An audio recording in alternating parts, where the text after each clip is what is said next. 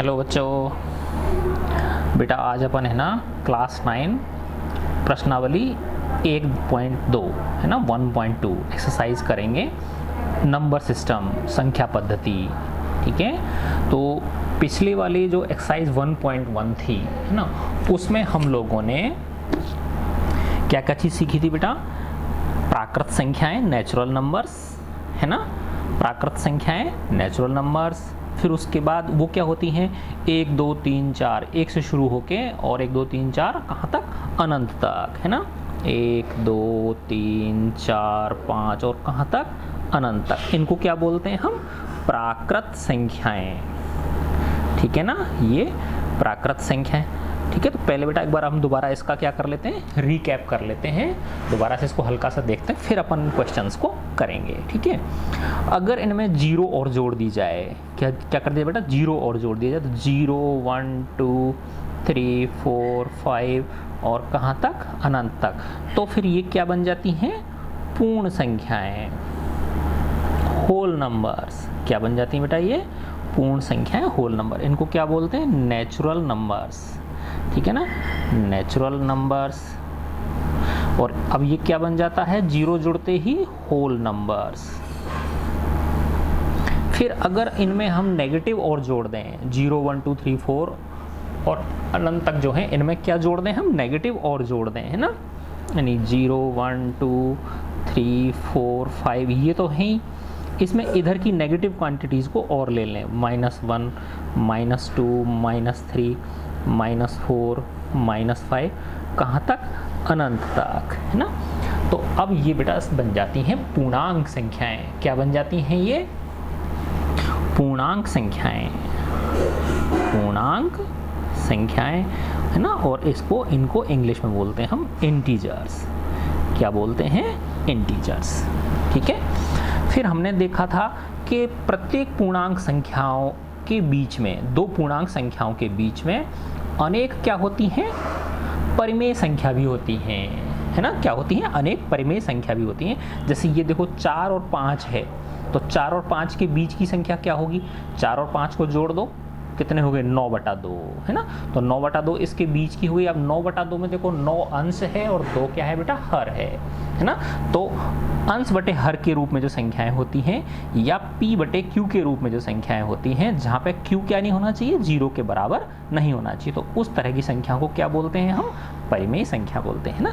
तो p बटे q के रूप की जो संख्याएं होती हैं, जहाँ q किसके बराबर नहीं होना चाहिए? 0, क्योंकि अगर q 0 होगा तो p में जब 0 का भाग दोगे तो ये क्या हो जाएगा? अनंत हो जाएगा। ठीक है ना। तो इस तरह की जो संख्याएं होती हैं, किसकी? अंश बटे हर, न्यूमरेटर अपॉन डिनोमिनेटर। तो इस तरह की संख्याओं को क्या बोलते हैं हम? परिमेय संख्याएं है ना। और इंग्लिश में हम इनको बोलते हैं रेशनल नंबर्स। क्या बोलते हैं बच्चों इनको? रेशनल नंबर्स है ना। अब देखो बेटा, यहाँ तक अपन ने पिछली वाली एक्सरसाइज में पढ़ा था। अब इसमें एक प्रकार की संख्याएं और जुड़ जाती हैं। ठीक है ना। इन परिमेय संख्याओं के बीच में भी अनेक अपरिमेय संख्या भी होती हैं। क्या होती हैं? इन परिमेय संख्याओं के बीच में भी अनेक क्या होती हैं? अपरिमेय संख्याएं होती हैं। अब अपरिमेय संख्या क्या होती हैं बेटा? आराम से समझो, देखो बिल्कुल है ना। अपरिमेय संख्या होती हैं जिन्हें p बटे q के रूप में व्यक्त नहीं किया जा सकता है ना। उस तरह की संख्याओं को हम क्या बोलते हैं? अपरिमेय संख्याएं बोलते हैं। ठीक है ना, जिन्हें p बटे q के रूप में व्यक्त नहीं किया जा सकता, नहीं किया जा सकता है ना। उन्हें क्या बोलते हैं हम? अपरिमेय संख्याएं। ठीक है, और इंग्लिश में इनको बोलते हैं हम इर्रेशनल नंबर्स। IR लग जाता है इसमें, इर्रेशनल नंबर्स। ठीक है, अब तुम कहोगे कि ये संख्या किस प्रकार की होती हैं है ना। अब देखो बेटा, मैं बताता हूँ आपको है ना। जैसे √2 है ना, 2 का वर्गमूल है ना, फिर 3 का वर्गमूल, फिर 5 का वर्गमूल है ना। अभी तुमको बताऊंगा, तुम कहोगे सर 4 क्यों छोड़ दिया, अभी बताएंगे हम आपको, ठीक है। फिर 6 का वर्गमूल, 7 का वर्गमूल, 8 का वर्गमूल, फिर 10 का वर्गमूल, यहाँ फिर मैंने 9 छोड़ दिया, है ना। 11 का वर्गमूल, 12 का वर्गमूल, 13 का वर्गमूल, 14 का वर्गमूल, 15 का वर्गमूल, 16 का वर्गमूल नहीं आएगा, फिर 17 का वर्गमूल। आई ना बात समझ। तो देखो क्या क्या चीज़ छोड़ दी मैंने, √4 छोड़ दिया, √9 छोड़ दिया और √16 छोड़ दिया। देखो तुमको पता चल रहा होगा कि अरे ये क्यों छोड़े, क्योंकि देखो बेटा 4 का जो वर्गमूल होता है वो क्या होता है, 2 होता है। 9 का वर्गमूल होता है वो 3 होता है, और 16 का वर्गमूल जो होता है वो 4 होता है ना। तो ये 2 क्या है, कैसी संख्याएं हैं, परिमेय संख्या है ना। तो 2 के नीचे क्या छिपा हुआ है, 1, तो ये परिमेय संख्या बन गई नहीं बन गई P/Q की।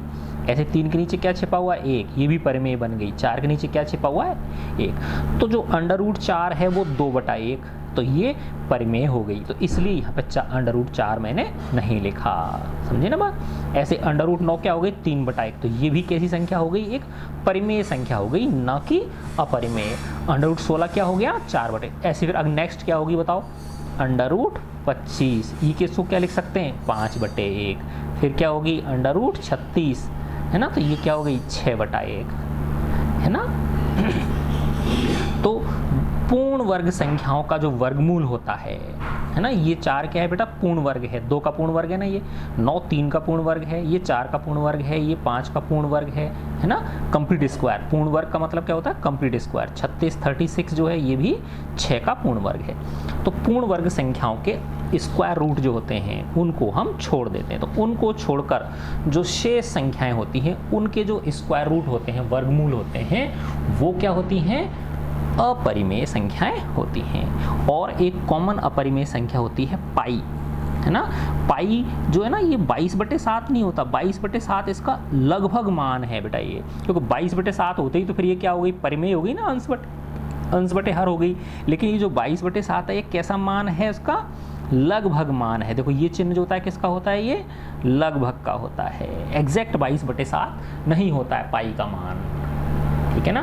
तो अपरिमेय संख्या क्या हो गई बेटा, ऐसी संख्याएं जिन्हें P/Q यानी अंश बटे हर के रूप में व्यक्त नहीं किया जा सकता है, उन संख्याओं को क्या बोलते हैं, हम अपरिमेय संख्याएं बोलते हैं, ठीक है ना। अच्छा अब देखो बेटा, अभी जैसे मैं इसको नंबर लाइन पर दिखाता हूँ आपको, है ना। जैसे ये मैंने नंबर लाइन बनाई, ठीक है, ये 0, ये 1 2 3 4 5, इधर -1 -2 -3 और ये -4 -5, और इधर ये -∞ और इधर ये +∞, है ना। तो देखो 1 2 3 4 5 अनंत तक ये क्या हो गई, प्राकृत संख्या है, नेचुरल नंबर्स। 0 और जोड़ दोगे तो 0 1 2 3 4 5 अनंत तक ये क्या हो गई, पूर्ण संख्याएं, होल नंबर्स। अगर नेगेटिव को और जोड़ दोगे, है ना, 0 1 2 3 4 5 और -1 -2 -3, ये क्या बन गई बताओ, सारी मिला के पूर्ण वर्ग संख्या, पूर्णांक संख्याएं क्या बन गई, पूर्णांक संख्याएं, इंटीजर्स बन गए, ठीक है ना। अगर इनके बीच की संख्याओं को भी ले लिया जाए, है ना, जैसे 2 और 3 के बीच की संख्या क्या हो गई, तो इसके बीच में अनेक संख्याएं हो सकती हैं। 2 और 3 के बीच में जैसे निकाला था ना तुम लोगों ने, मर्जी है जितने, है ना, लाखों करोड़ों संख्याएं निकाल सकते हो आप 2 और 3 के बीच में, है ना, अपरिमित संख्याएं निकाली जा सकती हैं, ठीक है। जोड़ते चले जाओ, जैसे ये इसमें जोड़ते हो ना आप, 2 और 3 को जोड़ा 5/2, है ना, फिर 2 और 5/2 को जोड़ोगे, फिर उसमें वापस 2 को भाग दोगे, फिर एक संख्या आ जाएगी, फिर 2 और उसको जोड़ोगे, तो ऐसे करते छोटी छोटी होती चली जाएंगी। तो ऐसे 2 और 3 के बीच कितनी अनंत परिमेय संख्याएं होती हैं। तो P/Q की और संख्याओं को ले लिया जाए, है ना, अंश बटे हर वाली इनको, तो फिर क्या बन गई वो, यानी ये 0 1 2 3 4 5 0 भी आ गई, ये भी आ गई, और वो वाली P/Q वाली भी आ गई, है ना, अंश बटे हर वाली भी आ गई। तो फिर वो सब संख्याएं मिला के क्या कहलाती हैं, परिमेय संख्याएं कहलाती हैं, रेशनल नंबर्स कहलाती हैं।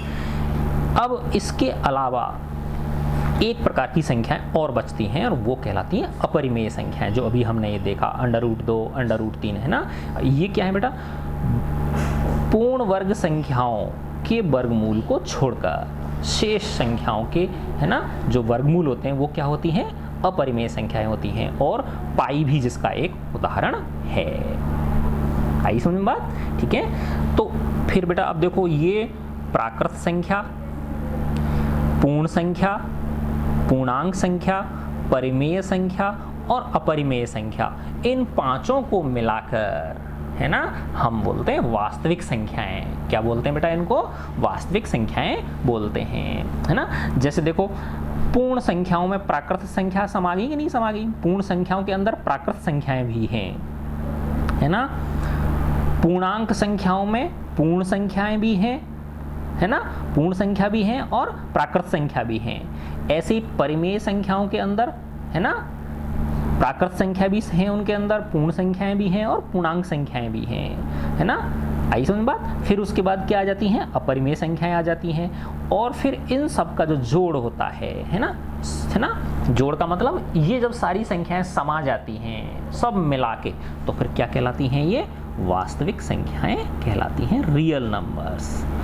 वास्तविक संख्याएं, है ना, रियल नंबर्स, है ना। देखो कितनी इंटरेस्टिंग है, आराम से समझ में आ जाएगा आपके, है ना। इनको क्या बोलते हैं हम? रियल नंबर्स बोलते हैं, ठीक है। अच्छा, अब अपन बेटा आपके प्रश्नों पे आ जाते हैं, है ना। देखो इस एक्सरसाइज का 1.2 का फर्स्ट क्वेश्चन है, नीचे दिए गए कथन को इंग्लिश में स्टेटमेंट बोलते हैं। सत्य ट्रू और असत्य फॉल्स। तो नीचे दिए गए जो स्टेटमेंट हैं, यानी फॉलोइंग जो स्टेटमेंट्स हैं, ये ट्रू हैं या फॉल्स हैं, है ना। कारण के साथ अपने उत्तर दीजिए। Give your answers with reason. Say whether the following statements are true और false. Give the reasons for your answer, है ना। फर्स्ट है बेटा, प्रत्येक अपरिमेय संख्या एक वास्तविक संख्या होती है। प्रत्येक अपरिमेय संख्या एक वास्तविक संख्या होती है ना। तो देखो वास्तविक संख्या तो क्या है? सबको मिला के ग्रुप जो होता है। वास्तविक में प्राकृत भी आ गई, पूर्ण भी आ गई, पूर्णांक भी आ गई, और परिमेय भी आ गई और अपरिमेय भी आ गई, है ना। तो क्या प्रत्येक अपरिमेय संख्या एक वास्तविक संख्या होती है? यस, है ना, क्योंकि वास्तविक का जो झोला है, जो बैग है, थैला है, उसमें ये सब प्रकार की संख्याएं भरी हुई हैं, है ना। जैसे देखा ना बेटा, पूर्ण संख्याओं के बैग में प्राकृतिक संख्याएं भी मिलेंगी, है ना। पूर्णांक संख्याओं के बैग में आपको पूर्ण संख्याएं भी मिलेंगी, है ना। परिमेय संख्याओं के बैग में आपको कौन मिलेंगी? ये पूर्णांक संख्याएं भी मिलेंगी, ठीक है ना। और वास्तविक संख्याओं के बैग में आपको ये पांचों प्रकार की, ठीक है ना, प्राकृत, पूर्ण, पूर्णांक, परिमेय और अपरिमेय, है ना। तो ये प्रथम कथन जो है ये क्या है बेटा? सत्य है ना, ट्रू है। आई समझ में बात? ठीक है। अब सेकंड देखो आप, सेकंड में क्या कह रहा है? संख्या रेखा का प्रत्येक बिंदु अंडर रूट m के रूप में होता है, स्क्वायर रूट m के रूप में होता है, जहां m एक प्राकृत संख्या है। तो ये कहना चाह रहा है कि संख्या रेखा का जो प्रत्येक बिंदु है वो स्क्वायर रूट ऑफ m के रूप का होता है, जहां m क्या है? एक प्राकृत संख्या है ना। तो देखो प्राकृत संख्या है तो प्रत्येक अंडर रूट m के रूप का होता है, ये कहना चाह रहा है ये, है ना। लेकिन बेटा देखो ये जो है ना, जैसे ये 4 है, ठीक है ना, ये तो चलो ठीक है ना। 4 का वर्गमूल भी क्या हो जाएगा? इसको संख्या रेखा पर कर सकते हो आप, 3 के स्क्वायर रूट को भी कर सकते हो। लेकिन जो ऋणात्मक संख्याएं होती हैं, आई ना बात समझ में, है ना, ऋणात्मक संख्याएं जो होती हैं उनका वर्गमूल नहीं ले सकते हम, है ना, क्योंकि ऋणात्मक संख्या का जो वर्गमूल होता है बेटा वो काल्पनिक संख्या होती है। क्या होती है? वो एक काल्पनिक संख्या होती है, ठीक है ना। तो ये कह रहा ना, संख्या रेखा का प्रत्येक बिंदु अंडर रूट m के रूप का होता है ना। तो ये क्या है? असत्य है, क्योंकि जो ऋणात्मक संख्याएं हैं, क्योंकि जो माइनस अंडर रूट 3 है ना, minus under root 3, minus under root 4, minus under root 5, है ना, माइनस अंडर रूट 1, है ना, जितनी भी हैं ये संभव नहीं होती हैं, है ना। इस तरह की माइनस की संख्याओं का, यानी ऋणात्मक संख्याओं का वर्गमूल लेना क्या है? असंभव होता है ना। तो ऋणात्मक संख्याओं का वर्गमूल नहीं लिया जा सकता है, अतः संख्या रेखा का प्रत्येक बिंदु जो है वो अंडर रूट m के रूप का नहीं होता है ना। तो ये कथन क्या हो गया बेटा? आपका असत्य होगा। कारण पूछ रहा है ना आपसे, कारण बता दिया ना हमने, है ना, कि जो ऋणात्मक पूर्णांक संख्याएं हैं, कौन सी वाली? ऋणात्मक जो पूर्णांक संख्याएं हैं उनका इस वर्गमूल हम ज्ञात नहीं कर सकते हैं। ठीक है, अब 1/3 पे आ जाते हैं। थर्ड कह रहा है प्रत्येक वास्तविक संख्या एक अपरिमेय संख्या होती है। प्रत्येक वास्तविक संख्या एक अपरिमेय संख्या होती है। लेकिन अब देखो बेटा, प्रत्येक वास्तविक संख्या एक अपरिमेय संख्या होती है। अब जैसे ऐसे समझो आप, ये जो 3 है ना, 3 वास्तविक संख्या तो है ना, क्योंकि वास्तविक संख्याओं के बैग में तो ये सारी संख्याएं आ गई। ये सब संख्याएं को जो समेट ले वो क्या कहलाती है? वास्तविक संख्या कहलाती है ना। जैसे 3 है तो 3 क्या है? ये 3/1 है ना, परिमेय संख्या हो गई कि नहीं हो गई ये? ठीक है ना। अब ये कह रहा है प्रत्येक वास्तविक संख्या एक अपरिमेय संख्या होती है ना। अब वास्तविक संख्या में √3 लिया मैंने, जैसे √3 लिया, तो जो वर्गमूल 3 है ये कैसी संख्या है बताओ? ये एक वास्तविक संख्या है ना। √3 क्या है? वास्तविक संख्या है और ये अपरिमेय संख्या भी है। लेकिन है ना, अगर मैं कहूँ आपसे √9 है ना, तो देखो बेटा ये जो √9 है ना, ये वास्तविक संख्या तो है ना। क्यों है बताओ ये? क्योंकि √9 का वर्गमूल 9 का वर्गमूल कितना होता है? 3 है ना। ये वास्तविक संख्या तो है लेकिन ये कैसी नहीं है? अपरिमेय नहीं है, क्योंकि 3 जो है ये क्या है? पूर्णांक संख्या होगी कि नहीं होगी? क्योंकि 3 पूर्णांक संख्या भी है, परिमेय संख्या भी बोल सकते हो आप इसको। ठीक है ना। तो ये 3 जो है ये वास्तविक संख्या तो है लेकिन ये क्या नहीं है? अपरिमेय संख्या नहीं है ना। ऐसे जैसे आपने √16 लिया तो √16 क्या हो गया बताओ? 4 हो गया है ना। तो जो √16 है ना, ये 4 वास्तविक संख्या तो है ये, है ना, रियल नंबर तो है ना, क्योंकि रियल नंबर के अंदर तो सारी संख्याएं समाती हैं। ठीक है ना, जितनी भी प्रकार की संख्याएं होती हैं वो सब समाती हैं। लेकिन ये जो √16 है बराबर जो 4 है ये एक अपरिमेय संख्या नहीं है, क्योंकि अपरिमेय संख्याओं में पूर्ण वर्ग संख्याओं के वर्गमूल सम्मिलित नहीं होते हैं, है ना। तो ये कथन भी क्या हो गया बेटा? असत्य हो गया, फॉल्स हो गया ये भी, है ना। देखो फर्स्ट हमारा क्या था? ट्रू था, सेकंड क्या था? फॉल्स था, और थर्ड भी हमारा क्या है ना? थर्ड हमारा फॉल्स है। ठीक है ना। देखो इंटरेस्टिंग है। अब अपन नेक्स्ट क्वेश्चन करते हैं, इसका सेकंड क्वेश्चन, क्वेश्चन नंबर 2। ठीक है ना, बहुत छोटी प्रश्नावली है बेटा अभी शुरू में आपके, है ना। सेकंड क्वेश्चन में क्या कह रहा है देखो बच्चों, क्या सभी धनात्मक पूर्णांकों के वर्गमूल अपरिमेय होते हैं? क्या सभी धनात्मक पूर्णांकों के वर्गमूल अपरिमेय होते हैं, है ना। तो धनात्मक पूर्णांक में तो क्या हो गया बेटा? देखो जैसे ये मैंने नंबर लाइन खींची है ना, ये 0 है ना। तो 1 2 3 4 5 6 7 8 9 है ना, 1 2 3 4 5 6 7 8 और 9 है ना। तो ये कह रहा है क्या सभी धनात्मक पूर्णांकों के वर्गमूल अपरिमेय होते हैं, है ना। नहीं होते। देखो बेटा 2 का वर्गमूल √2 जो है वो अपरिमेय होता है, √3 भी अपरिमेय होता है, लेकिन √4 जो है वो अपरिमेय नहीं होता, क्योंकि ये पूर्ण वर्ग संख्या है कि नहीं है? 4 कैसी है? पूर्ण वर्ग संख्या है। इसी प्रकार √5 अपरिमेय है, √6 अपरिमेय है, √7 अपरिमेय है, √8 भी इरेशनल है, लेकिन √9 जो है वो अपरिमेय या इरेशनल नहीं है, क्योंकि 9 जो है वो क्या है? पूर्ण वर्ग संख्या है ना। तो क्या सभी धनात्मक पूर्णांकों के वर्गमूल अपरिमेय होते हैं? नहीं। तो आंसर में क्या बोलेंगे हम? नहीं, सभी धनात्मक पूर्णांकों के वर्गमूल अपरिमेय नहीं होते, क्योंकि पूर्ण वर्ग जो संख्याएं होती हैं, है ना। तो क्या लिख सकते हैं हम? पूर्ण वर्ग संख्याओं ना, होल स्क्वायर, कंप्लीट स्क्वायर जो होती हैं, पूर्ण वर्ग संख्याओं के वर्गमूल, है ना, अपरिमेय नहीं होते हैं, अपरिमेय नहीं होते हैं। तो अपरिमेय में देखो कौन कौन से आ सकते हैं? अपरिमेय में देखो बेटा √2 आ जाएगा, √3 आ जाएगा, 4 नहीं आएगा, √5, √6, √7, √8, 9 नहीं आएगा, है ना। और परिमेय में क्या आएंगे बताओ, किन संख्याओं के अंडर रूट परिमेय में आएंगे, √4, √9, √16, सही ना बात समझ में। तो ये कथन क्या है आपका, सही नहीं है।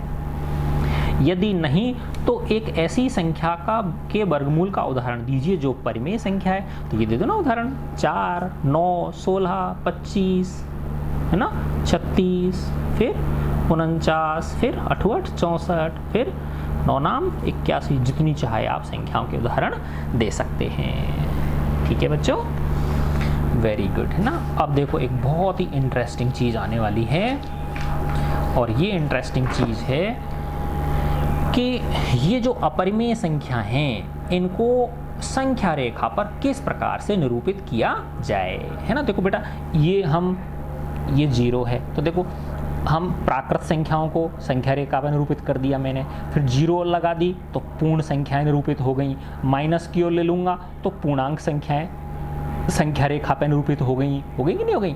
फिर जो इनके बीच की संख्याएं जैसे 2 और 3 के बीच की क्या हो गई, 2 और 3 5/2 भी इसके बीच में हो गई, तो इसको भी मैंने निरूपित कर दिया। निरूपित का मतलब है चिन्ह लगा दिया कि भाई ये यहाँ पे होगी, समझेंगे समझे कि भाई निरूपित करने का मतलब क्या है कि इसको ये इस जगह पे स्थित होगी, वो दिखाना, वो जगह दिखाने को निरूपित करना बोलते हैं, रिप्रेजेंट करना। इंग्लिश में निरूपित करने को क्या बोलते हैं, रिप्रेजेंट करना। लेकिन अब हमसे कह रहा है कि जो अपरिमेय संख्याएं हैं, है ना, ऐसी संख्याओं के वर्गमूल जो क्या नहीं होती बेटा, पूर्ण वर्ग नहीं होती, वो अपरिमेय होती नहीं होती हैं। जो संख्याएं क्या नहीं होती हैं, पूर्ण वर्ग नहीं होती हैं, उनके जो स्क्वायर रूट होते हैं वो क्या होते हैं, अपरिमेय होते हैं कि नहीं होते। तो उन संख्याओं को हम संख्या रेखा पर नंबर लाइन पर कैसे रिप्रेजेंट करेंगे, ये हमको बताना है ना। देखो बहुत ही आसान तरीका है। अब देखो सबसे पहली अपरिमेय संख्या क्या होती है बेटा, √2 होती है कि नहीं होती है। तो अब मैं बताऊंगा आपको √2 को कैसे रिप्रेजेंट इस पे करते हैं, ठीक है ना।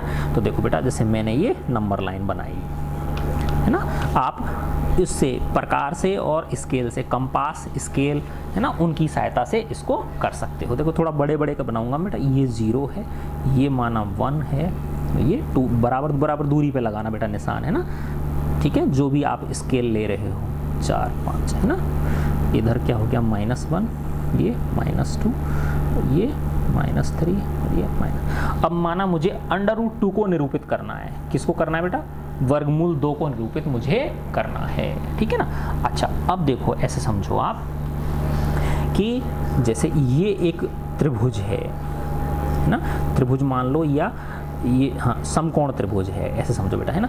अगर देखो ये 1 है और ये भी 1 है ना, तो ये माना आधार है और ये क्या है, लंब है, तो ये कर्ण कितना होगा, आधार का वर्ग प्लस लंब का वर्ग हो गया कि नहीं हो गया। तो 1 का वर्ग प्लस 1 का वर्ग कितना हो गया, 1 का वर्ग 1 होता है, 1 तो क्या आ गया, √2, है ना। तो इकाई का मतलब होता है यूनिट, एक आधार और एक ही ऊंचाई वाले समकोण त्रिभुज का जो कर्ण होता है वो कितनी लंबाई का होता है, √2 यूनिट लंबाई का वो होता है ना। इस चीज का हम यहाँ पे यूज करेंगे, है ना, आई ना बात समझ में। तो देखो बेटा कैसे करेंगे हम कि ये जो है यहाँ से लेके ये 1 लंबाई, ये यहाँ से लेके 1 हो गया, ठीक है ना। अब इसी प्रकार से मैंने क्या किया, इस पे लंब खींच दिया, इस तरह से क्या खींच दिया मैंने, एक लंब, जितनी ये है उतनी ही ये। तो देखो जितनी ये है यहाँ से ऐसे काट दूंगा ना मैं, इसमें से ये काट दिया मैंने, है ना, यानी यहाँ से लेके यहाँ तक की चाप भरा और इस रेखा में से ये काट दिया और फिर इसको मैंने क्या कर दिया, मिला दिया, है ना। तो देखो ये 1 है कि नहीं है बेटा, और ये भी क्या है, 1 है, तो ये कितनी हो गई बताओ, √2 हो गई। यानी यहाँ से लेके यहाँ तक की जो दूरी है ये कितनी हो गई बताओ, √2 हो गई। अब इसको संख्या रेखा पे कैसे निरूपित करेंगे, है ना, संख्या रेखा पे निरूपित करेंगे, कैसे करेंगे बेटा, देखो प्रकार की नोक को यहाँ टिकाएंगे हम, है ना, और जो पेंसिल की नोक है उसको यहाँ रखेंगे और फिर इसको ऐसे चाप खींच देंगे, यूँ, है ना, आई ना बात समझ में। इस तरह से हम एक चाप इसमें ड्रॉ कर देंगे, ये है ना, ऐसे खींचोगे ना आप, तो ये जो है, ये जो बिंदु है यहाँ से लेके यहाँ तक, है ना, इस जगह से लेके इस जगह तक, तो ये दूरी कितनी हो गई बताओ, √2 हो गई, है ना। तो ये दूरी किस किस के बीच आ रही है बताओ, 1 और 2 के बीच आ रही है कि नहीं आ रही है ना, यहाँ से लेके और यहाँ तक, है ना, इस जगह से लेके और, है ना, इस जगह से लेके और इस जगह तक, ये दूरी जो है ये कितनी है, √2 है, ठीक है ना। तो √2 को हम इस तरह से निरूपित कर सकते हैं, ठीक है ना। अब है देखो, और मैं अच्छी तरह समझाता हूँ आपको, है ना। जैसे देखो बेटा, एक इकाई का मैंने ये खींच ली, एक लाइन खींच ली, ठीक है ना। फिर एक इकाई की ही ऊपर 90 डिग्री पे ये लाइन खींच ली, जितनी ये है उतनी, है ना, ये 90 डिग्री, कितने डिग्री का कोण होना चाहिए, समकोण। तो ये जो है ये कितनी हो गई बताओ, ये √2 हो गई। ये कितनी है, 1 है, ये कितनी है, 1 है ना। अब √3 निकालना है मुझे। अब क्या निकालना है, √3 निकालना है। तो क्या करूँगा बेटा, देखो अब इस पे वापस √2 पे वापस फिर 90 डिग्री का कोण बनाते हुए इकाई लंबाई का लंब खींचो, है ना। जितनी ये है, ये लंब है, उतनी ही लंबाई का ये खींच दिया, है ना। देखो ये तो कितनी है, √2, और ये कितनी है, 1, और ये कितने डिग्री का है, 90 डिग्री का। तो अब देखो ये वापस से ये समकोण त्रिभुज बन गया कि नहीं बन गया बेटा, ये क्या बन गया, ये एक समकोण त्रिभुज बन गया, है ना। देखो ये आधार हो गया, ये लंब हो गया, और ये क्या हो गया, इसका कर्ण हो गया। तो ये जो कर्ण है ये किसका, किसके वर्ग के बराबर होगा, √2 का वर्ग प्लस 1 का वर्ग, है ना। तो ये जो लंबाई है ये कितनी हो जाएगी बताओ, √2 का वर्ग प्लस 1 का वर्ग का अंडर रूट, है ना। तो √2 का वर्ग कितना हो गया, 2, और 1 का वर्ग 1, तो ये क्या आ गया, √3। समझे ना बात। तो ये जो दूरी है ये कितनी होगी बताओ, √3 होगी। आगे बात समझ में, है ना। ये कितनी दूरी हो गई, √3, है ना। अब आपको √4 निकालना है। तो √4 कैसे निकालेंगे बेटा, देखो ये कर्ण है, फिर वापस इस पर 90 डिग्री का खींचो, है ना। देखो ऐसे समझो, ये जो कर्ण है इस पर कितने डिग्री का कोण बनाया मैंने, 90 डिग्री का कोण बनाते हुए ये, है ना, ये 90 डिग्री का कोण, और इकाई लंबाई का खींचा 1, खींच लिया नहीं खींच लिया, 1 लंबाई का, है ना। अब इसको जब तुम मिला दोगे, ठीक है ना, तो देखो बेटा ये √3 क्या हो गया, अब आधार बन गया। √3 क्या बन गया, इसका आधार बन गया। 1 क्या बन गई, इसकी ऊंचाई बन गई। तो ये जो कर्ण है ये कितना हो जाएगा, ये √4 हो जाएगा। क्यों हो जाएगा, देखो कि कर्ण का वर्ग बराबर क्या होता है, आधार का वर्ग प्लस लंब का वर्ग। तो √3 का वर्ग तो हो गया 3, और 1 का वर्ग हो गया 1, तो 3 और 1 4, तो कर्ण का वर्ग बराबर 4, तो कर्ण बराबर क्या आ गया, √4 आ गया कि नहीं आ गया। तो ये कितना आ गया, √4 आ गया। समझे ना बात। अब आपको क्या निकालना है, √5 निकालना है। तीसरा क्वेश्चन में यही तो कह रहा है। थर्ड क्वेश्चन में क्या कह रहा है बेटा, √5 को किस पे निरूपित करना है, संख्या रेखा पे निरूपित करना है। तो अब √5 कब मिलेगा, देखो ये क्या मिल गई आपको, √4 मिल गई। अब इस पर कितने डिग्री की, 90 डिग्री का खींच के इकाई लंबाई का लंब खींचो। 90 डिग्री का कोण बनाते हुए इकाई लंबाई का क्या खींच दिया आपने, लंब खींच दिया। तो ये कितनी है, √4 है, और ये कितना है बेटा, 1 है ना। तो अब ये जो कर्ण होगा, है ना, ये √4 है, ये 1 है, तो ये कितना हो जाएगा, √5 हो जाएगा। क्यों हो जाएगा, देखो कि कर्ण का वर्ग बराबर क्या होता है, आधार का वर्ग प्लस लंब का वर्ग। तो कर्ण का वर्ग बराबर हो गया आधार का वर्ग का मतलब, तो √4 का वर्ग करोगे तो 4 आ जाएगा, और 1 का वर्ग 1 आ गया, तो 4 और 1 5, तो कर्ण का वर्ग बराबर क्या हो गया, 5, तो कर्ण बराबर क्या हो गया, √5। आई ना बात समझ में। तो इस तरह से हम, है ना, बढ़ते हुए क्या निकाल सकते हैं, किसी भी संख्या को क्या कर सकते हैं, किसी भी अपरिमेय संख्या को संख्या रेखा पे क्या कर सकते हैं, निरूपित कर सकते हैं ना। अब जैसे √5 को करना है निरूपित, तो √5 को कैसे निरूपित करेंगे, देखो ये क्या था हमारा, 0 था कि नहीं था बेटा, ये क्या था, 0 था, है ना। तो अब ये जो पॉइंट आया, तो यहाँ से लेके यहाँ तक की दूरी √5 हुई कि नहीं हुई, है ना। यहाँ से लेके और यहाँ तक की जो दूरी हुई वो कितनी हुई, √5 हुई। तो अब प्रकार की नोक को यहाँ टिकाओ, पेंसिल को यहाँ रखो, है ना। तो इतना चाप भर लिया ना आपने, और फिर इस तरह से आप इस पे नंबर इस पे नंबर लाइन पे, है ना, यही तो नंबर लाइन थी ना आपकी, इस तरह से थी, है ना। ये 1 था, ये 2 था, ये इस तरह से 3 था, ठीक है ना। तो जब आप इसको इस पे लाओगे, यूं लाओगे इस तरह से, ठीक है ना, तो ये कहाँ जाएगा बताओ, ये 2 को पार करके जाएगा ये, है ना। जब इसको ऐसे लाओगे ना, तो ये कहाँ निकल जाएगा, ये 2 से बाहर निकल जाएगा। ठीक है ना, क्योंकि √4 2 तो ये है, तो 2 से ये ज़्यादा होगा कि नहीं होगा, तो ऐसे जब लाओगे ना आप इसको चाप को, ठीक है ना, तो ये कहाँ निकल जाएगा, यहाँ निकल जाएगा 2 से। तो ये जो दूरी है यहाँ से लेके और यहाँ जो 2 के पार गया ये चाप आपका, ये कितनी दूरी हो गई बेटा, √5। तो इसको हमने किस पे निरूपित कर दिया, संख्या रेखा पे निरूपित कर दिया। ठीक है, आई ना बात समझ में। एक बार बेटा मैं आपको इसको अभी अगला वाला सवाल करेंगे, उसमें और अच्छी तरह से आपके ये समझ में आ जाएगी। तो ये कौन सा है, क्वेश्चन नंबर 3 क्या था बेटा, ये √5 को किस पर, संख्या रेखा पर निरूपित कीजिए। ठीक है, अब इस एक्सरसाइज का लास्ट क्वेश्चन है आपका, उसी में ये चीज़ दोबारा रिपीट होनी है, तो और अच्छी तरह से आपके ये समझ में आ जाएगी, है ना। तो देखो बच्चों, ये है, देखो ये कक्षा के लिए क्रियाकलाप दे रहा है आपके लिए, है ना, एक्टिविटी है आपकी। वर्गमूल सर्पिल की रचना, वर्गमूल सर्पिल को इंग्लिश में स्क्वायर रूट स्पाइरल, सर्पिल को स्पाइरल बोलते हैं और वर्गमूल को स्क्वायर रूट बोलते हैं हम। तो कागज की एक बड़ी शीट लो और नीचे दी गई विधि से वर्गमूल सर्पिल की रचना कीजिए। सबसे पहले बिंदु O लीजिए, से ये बिंदु O ले लिया आपने, है ना। सबसे पहले क्या ले लिया बेटा, ये वाला बिंदु O ले लिया, ठीक है ना। तो मैं थोड़ा सा इसको बड़ा कर देता हूँ आपको, जिससे आपको और अच्छी तरह से ये दिखने लगे। अब देखो बिल्कुल क्लियर दिख रहा होगा आपको ये, है ना, यस, है ना। क्या कह रहा है बेटा, देखो सबसे पहले एक बिंदु O लीजिए और एकांक लंबाई का रेखाखंड, लाइन सेगमेंट OP ड्रॉ करिए, यूनिट लेंथ का, है ना, एक लंबाई का ये OP1 ये हमने ड्रॉ कर लिया, ठीक है ना। अब एकक लंबाई वाले OP1 पर लंब रेखाखंड P1 P2 खींचिए। अब इस पे OP1 पे इकाई लंबाई का लंब खींचेंगे 1, है ना, इस पे लंब खींच दिया, है ना बेटा। और फिर इसको और इसको क्या कर देंगे, मिला देंगे। तो देखो ये एक है और ये एक है, तो ये कितनी आ जाएगी, √2 आ जाएगी, है ना। ये कितनी आ गई, √2 आ गई, है ना। तो देखो वही चीज़ कहना चाह रहा है, इकाई लंबाई वाले OP1 लंब रेखाखंड पर P1 P2 खींचिए। अब OP2 पर लंब, अब ये OP2 कितना हो गया, √2 हो गया ना आपका, OP2 √2 हो गया। अब ये कह रहा है OP2 पर वापस इकाई, है ना, OP2 पर लंब रेखाखंड P2 P3, ये P2 P3 खींचा, इकाई लंबाई का P2 P3 खींचा, तब OP3, है ना, फिर उसके बाद OP3 पे, तो ये कितना आ जाएगा, √3 आ जाएगा। फिर OP3 पे इकाई लंबाई का खींचो लंब रेखाखंड। तो इस तरह से आप करते चले जाओगे, तो ये क्या बन जाएगा, एक सर्पिल बन जाएगा। क्या बन जाएगा, एक सर्पिल आकार का एक चित्र आपके पास मिल जाएगा।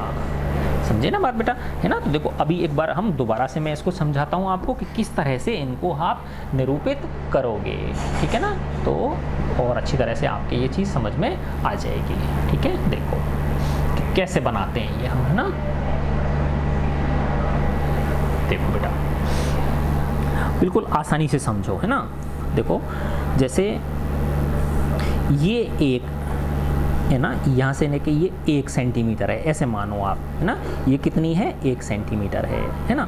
अब इस पर 90 डिग्री का कोण बनाया आपने। क्या बनाया बेटा, 90 डिग्री का कोण कैसे बनाते हैं, चाप को प्रकार को यहाँ रखोगे, फिर ऐसे काटोगे, फिर एक पहले होता तो 60 डिग्री का होता है, दूसरे पहले होता तो कितना होता है, 120 डिग्री का होता है। फिर इससे आधे का चाप भर के ऐसे काटोगे, यहाँ से ऐसे काटोगे, तो इस तरह से ये ऐसे हो गया कि नहीं हो गया। तो ये कितने डिग्री का कोण हो गया, 90 डिग्री का। तो जितना ये एक है उतना ही चाप इसमें से काट लो, है ना। तो ये भी एक लंबाई के, यहाँ से लेके यहाँ तक भी ये कितना हो गया, 1 सेंटीमीटर हो गया। तो अब जब इसको मिलाओगे आप, तो ये ऑटोमेटिक कितने मिलेगा आपको, √2 सेंटीमीटर का मिलेगा हमको। आई ना बात समझ में, कितने का मिलेगा बेटा, ये √2 सेंटीमीटर का मिलेगा। इसी तरह से अब इस पे 90 डिग्री का लंब खींचना है आपको, इस रेखाखंड पे। तो इस रेखाखंड पे 90 डिग्री का कैसे खींचोगे, ये इसी तरह से, है ना। पहले 60 डिग्री पे, फिर 90 डिग्री का, और फिर इसको इस तरह से यहाँ से आधे से ज़्यादा करोगे, 90 डिग्री के कोण की रचना करते हैं ना, इस तरह से ये 90 डिग्री के कोण की क्या कर दिया आपने, रचना कर दी। फिर इसमें से वापस से इकाई लंबाई का काटना है, जितना ये यहाँ से लेके ये है यहाँ तक है, या यहाँ से लेके यहाँ तक है, इतना इसमें से आपने क्या कर दिया, चाप काट दिया। फिर इसको जब मिला दोगे बेटा आप, है ना, तो ये क्या था, 1 सेंटीमीटर था, है ना। तो ये कितना हो जाएगा बताओ, √3 सेंटीमीटर हो गया। आई ना समझ में, ये लंबाई कितनी हो गई, √3 सेंटीमीटर हो गई। फिर देखो अब ये √3 है, फिर वापस इस पर 90 डिग्री का वो खींचो, है ना। तो इस तरह से ऐसे करोगे, ये 60 डिग्री का, ये 120 डिग्री का। फिर जब आप काटोगे तो ये कुछ इस तरह से कटेगा, देखो यूँ कटेगा फिर ना, ठीक है ना। तो ऐसे ये कितने डिग्री का कोण बन गया, इस पर 90 डिग्री का कोण बन गया। फिर इसमें से यहाँ से लेके इकाई लंबाई का चाप काट दो, ये काट दिया आपने, है ना। यहाँ से लेके इकाई लंबाई का चाप काट दिया और इसको मिला दोगे, ये कितने का आ गया बेटा, √4 सेंटीमीटर का आ गया, ठीक है ना। फिर आपको √5 निकालना है। क्या निकालना है आपको, √5। तो ये जो 4 की जो लाइन है, इस पर वापस से फिर क्या करो, 90 डिग्री का कोण बनाओ, ये 60 डिग्री का, ये 120 डिग्री का। फिर जब इस पर आप काटोगे तो ये इस तरह से कटेगा, है ना। तो ऐसे लाइन ड्रॉ कर दोगे आप। फिर इसमें से ये जो 90 डिग्री की जो रेखा है बेटा, इसमें से कितने का चाप काटना है, इकाई लंबाई का, 1 सेंटीमीटर का। तो माना 1 सेंटीमीटर का ये चाप यहाँ से लेके यहाँ तक आपने काट दिया। तो जब इसको और इसको मिला दोगे आप, तो ये कितनी आ गई फिर आपके, √5 सेंटीमीटर आ गई, ठीक है ना। तो इस तरह से हम क्या कर सकते हैं, अपरिमेय संख्या की लंबाई निकाल सकते हैं। अब इस √5 को आपको क्या करना है, नंबर लाइन पर ड्रॉ करना है। तो देखो ये हमारी ओरिजिनल नंबर लाइन है, ये हमारा 0 है, ये जो है ये 1 सेंटीमीटर का है ना, ये बिंदु है ना। और माना ये 2 का है, ये 3 का है।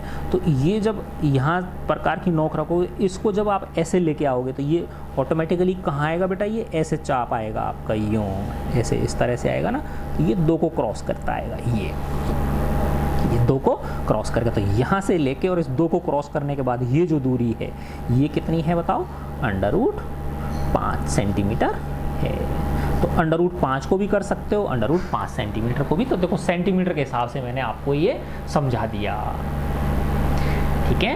तो इस तरह से हम क्या कर सकते हैं बेटा, इनको संख्या रेखा पे निरूपित कर सकते हैं, ठीक है। तो ये आपके समझ में आ गया होगा। तो देखो बेटा एक बार वापस से हम रिकैप कर लेते हैं ना। तो 1 2 3 4 5 अनंत तक पॉजिटिव डायरेक्शन में ये संख्याएं क्या कहलाती हैं, प्राकृत संख्याएं, ठीक है। अगर 0 और मिला देंगे तो क्या बन गई, पूर्ण संख्याएं, होल नंबर्स। अगर ऋणात्मक संख्याओं को भी ले लेंगे तो क्या बन जाएंगी, पूर्णांक संख्याएं, है ना, इंटीजर्स।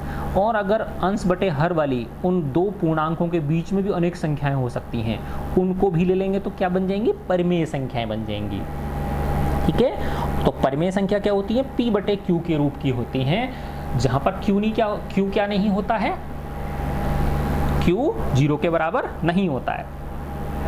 परिमेय संख्याओं को P/Q के रूप में व्यक्त किया जा सकता है, जहां पर Q क्या नहीं होता है, 0 के बराबर नहीं होता। फिर इसके बाद आती हैं अपरिमेय संख्याएं। अपरिमेय संख्याएं ऐसी संख्याएं होती हैं जिन्हें P/Q के रूप में व्यक्त ही नहीं किया जा सकता है ना। अब वो संख्या कौन सी होती हैं, वो संख्याएं ऐसी होती हैं बेटा, यानी पूर्ण वर्ग संख्याओं को छोड़कर शेष संख्याओं के जो वर्गमूल होते हैं, है ना, आई ना बात समझ में ना, वो क्या कहलाती हैं, है ना। और वो धनात्मक होने चाहिए। पूर्णांक कौन से वाले होने चाहिए, धनात्मक, क्योंकि ऋणात्मक वालों की √ हम ले ही नहीं सकते हैं, ठीक है ना।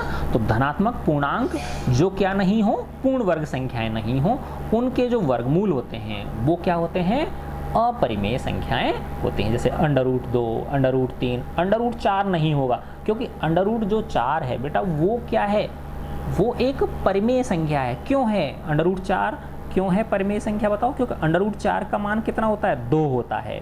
वैसे +-2 होता है, +2 भी होता है और -2 भी होता है। अब इसको भी क्या लिख सकते हैं, 2/1 लिख सकते हैं, इसको भी -2। तो ये अंश बटे हर के रूप में व्यक्त हो गई ना, तो ये तो परिमेय हुई ना, अपरिमेय थोड़ी हुई ये, है ना। ऐसे ही √9, √16, √25, तो जो पूर्ण वर्ग संख्याएं होती हैं उनके वर्गमूलों को छोड़कर शेष धनात्मक पूर्णांकों के जो वर्गमूल होते हैं वो क्या होते हैं बेटा, अपरिमेय संख्याएं होती हैं। और एक उदाहरण और क्या होता है, पाई का मान कितना होता है, लगभग 22/7 होता है। एग्जैक्ट 22/7 नहीं होता, हम कैलकुलेशंस के लिए 22/7 ले लेते हैं उसको, लेकिन वो एग्जैक्ट 22/7 नहीं होता है, ठीक है। तो देखो बेटा फिर इसके बाद आता है कि इनको हम संख्या रेखा पे निरूपित कैसे करें, है ना। तो देखो मैं एक बार जल्दी से आपको इसको दोबारा से समझा देता हूँ कि एक बार कैसे करेंगे इसको, और अच्छी तरह से आपको ये समझ में आ जाएगा, ठीक है ना बेटा। देखो मैं आराम से समझो इसको, ठीक है। ये मैंने संख्या रेखा बना दी। देखो बेटा ये क्या है, 0 है, ठीक है ना, ये आपका क्या है, 1 है। देखो ये ध्यान रखना कि बराबर बराबर दूरी पे होने चाहिए। ये आपका 3 है, इधर -1, इधर -2 और इधर -3, इधर -4, है ना। अब आपके से कहे वो कि √2 को संख्या रेखा पर निरूपित करो। किसको करो, √2 को। तो उसके लिए क्या करेंगे बेटा, देखो ये 0 से लेके 1 तक ये इकाई लंबाई हो गई कि नहीं हो गई, यहाँ पे ये कितनी हो गई, इकाई लंबाई पे हो गई। अब जितनी ये लंबाई है उतनी ही लंबाई 90 डिग्री पे हमने मार्क कर ली, है ना। ये कोण कितने डिग्री का होना चाहिए, 90 डिग्री का। तो जितनी ये 1 है उतनी ही ये 1 हो गई, है ना। तो ये कितनी है दूरी, 1 है। ये दूरी कितनी है, 1 है। तो ये जो दूरी होगी कर्ण जो होगी ये अपने आप क्या आएगी बताओ, ये √2 आ गई। आगे कि नहीं आगे बेटा, क्यों आगे √2, क्यों, क्योंकि ये जो कर्ण होता है वो आधार का वर्ग प्लस लंब का वर्ग। तो √1 का वर्ग प्लस 1 का वर्ग, तो 1 और 1 कितने हो गए, 2, है ना। अब √3 जब लाना है हमको, है ना। अब देखो इस √2 को निरूपित करना है आपको, तो क्या करना पड़ेगा बेटा, यहाँ ये जो प्रकार की नोक इस जगह पे रखी, ये रखी, तो इससे क्या कर दो। अब देखो ये जैसे ये 1.5 यहाँ बीचों बीच हो रहा, तो √2 जो होता है बेटा वो 1.414 होता है ना। तो तुम देखना कि जो प्रकार से तुम लाओगे तो ये थोड़ा सा पहले आएगा, इस जगह पे आएगा ये, है ना। जो चाप आएगा ना ये इस तरह से आएगा, यूँ। तो ये यहाँ से लेके और यहाँ तक की जो दूरी हो गई ये कितनी हो गई बेटा, √2 हो गई, ठीक है। अब आपको क्या लेना है, माना √3 निकालना है ना। √3 के लिए क्या करेंगे बताओ, है ना। थोड़ा सा और बड़ा कर दूँ मैं इसको जिससे आपको अच्छी तरह से दिखे, है ना, ये, ठीक है। अब देखो √3 के लिए करना है आपको, है ना। तो देखो ये √2 है, तो बेटा इस पे 90 डिग्री का कोण बनाते हुए इकाई लंबाई की एक रेखा मैंने खींची। तो देखो इस पर ये 90 डिग्री नज़र आ रहा है, नहीं आ रहा है आपको, है ना, 90 डिग्री। और ये लंबाई कितनी होनी चाहिए, इतनी होनी चाहिए, 1। जितनी ये है उतनी ही ये 1 लंबाई का ये कर दिया। तो ये लंबाई कितनी है इसकी, 1 है। और देखो ये आधार कितना है, √2 है, ये कितना है, 1 है। तो ये जो होगा बेटा, ये कर्ण जो होगा ये कितना होगा बताओ, ये √3 होगा। कितना होगा, ये √3 होगा। अब इसको आप अगर संख्या रेखा पर निरूपित करना चाहते हो, है ना, कि भाई √3 कहाँ होगा। देखो √3 जो होता है ना बेटा वो होता है 1.71 कुछ इस तरह से होता है। तो यहाँ देखो ये 1.5 है, तो इस जगह पे आएगा इसका चाप। जब ऐसे लाओगे ना आप यूँ करके, तो ऑटोमेटिक ये कैसे आएगा बेटा, इस तरह से आएगा ना, इस तरह से ये आ जाएगा। इसका मतलब देखो यहाँ से लेके और यहाँ तक की जो ये दूरी है ये क्या है बताओ, √3 है। आई बात समझ में, यहाँ से यहाँ तक की दूरी कितनी हो गई आपकी, ये √3 हो गई। फिर आपको √4 निकालना है, आपको √5 निकालना। तो √5 तक पहुँचने के लिए पहले √4 भी तो निकालना पड़ेगा ना आपको, है ना। देखो √4 कैसे निकलेगा बेटा, √4 कैसे निकलेगा, ये जो √3 की लाइन है इस पर 90 डिग्री का कोण बनाती हुई, है ना। देखो इस पर 90 डिग्री का कोण बनाती हुई कुछ इस तरह से होगी कि नहीं होगी रेखा, है ना, इकाई लंबाई की। तो ये इसकी लंबाई कितनी है, 1 है। ये खींची, देखो ये √3 है, ये 1 है। तो ये जो कर्ण होगा, ये कितने डिग्री का कोण है, 90 डिग्री का। देखो ये 90 का था, ये 90 का था, ये 90 का। तो ये कितनी हो जाएगी बेटा आपकी, √4 हो गई। आई ना बात समझ में। अब आपको तो कहाँ पहुँचना है, √5 पे पहुँचना है ना। तो यस, फिर देखो ये जो √4 है, फिर इस पर वापस क्या करो, एक 90 डिग्री पे कोण बनाती हुई एक इकाई लंबाई की रेखा खींची। तो ये कितनी है बताओ, 1 है ना। देखो ये √4 है, ये 1 है। तो ये जो होगी, है ना, ये जो होगी बेटा, इसको जो यहाँ से जब मिलाएंगे ये दूरी, है ना, तो ये कोण कितने डिग्री का है, 90 डिग्री का, है ना। ये 1 है, ये √4 है। तो ये कितनी हो गई, √5 हो गई। आई ना बात समझ में, ठीक है ना। ये जो है ये कितनी हो गई, √5 हो गई। अब इस √5 को आपको संख्या रेखा पर निरूपित करना है ना। तो करना क्या है बेटा, देखो प्रकार की नोक को इस जगह टिकाना है ना। और इस तरह से होगी ना आपकी पेंसिल, ऐसे कम ज़्यादा कर सकते हो ना पेंसिल को आप ऐसे, है ना। फिर पेंसिल को बढ़ा के यहाँ पर टिकाया आपने, इस जगह टिका लिया, ठीक है ना। इस जगह टिका के फिर जब ऐसे लाओगे इसको, यूँ ऐसे लाओगे ना चाप बनाते हुए, इसको नोक को यहीं पे ही टिका के रखना है। और बस उसको पेंसिल को ऐसे यूं करके चाप जैसे खींचते हैं ना आप, ये जैसे खींचते लाओगे तो ये कहाँ पे आएगा, इस 2 से पार आएगा। थोड़ा सा क्या आएगा, 2 से हल्का सा क्रॉस करके आएगा, ठीक है ना। तो देखो इसको जब मैं ये से लाऊंगा इसका चाप बना के, तो इस तरह से आएगा वो चाप, जो कहाँ किसको क्रॉस करता हुआ निकलेगा, 2 को क्रॉस करता हुआ बाहर निकल जाएगा, है ना। तो यहाँ से 0 से लेके और ये जो दूरी है ना, इस जगह से लेके इस जगह तक की ये जो दूरी है, ठीक है ना, ये कितनी हो गई बताओ, ये √5 हो गई, है ना। तो इसको मैंने किसको, ये तो ये जो बिंदु है ये किसका हो गया बताओ, ये √5 का बिंदु हो गया, है ना बेटा। ये जो बिंदु था ये किसका था बताओ, ये √2 का। तो √2 को संख्या रेखा में निरूपित कर दिया कि नहीं कर दिया मैंने, है ना। ये जो बिंदु था ये किसका था बताओ, √3 का था, है ना। देखो √2 को निरूपित कर दिया, √3 को निरूपित कर दिया, √5 को निरूपित कर दिया। इसी प्रकार से √6 को निरूपित करना है तो ये जो √5 है इस पर वापस एक इकाई का खींचेंगे, फिर उसको मिला देंगे। इस तरह से एंड सो ऑन हम चलते चले जाएंगे, ठीक है बेटा। देखो कितनी प्यारी चीज़ है ना। तो आई होप, मैं आशा करता हूँ आपके सबके समझ में आ गया होगा, ठीक है बच्चों। तो एक अपना है बेटा फॉर वंस ओन सैल्वेशन, खुद की मुक्ति के लिए, and the welfare of the world, और संसार की भलाई के लिए हमारे कार्य होने चाहिए, ठीक है बच्चों। God bless you all.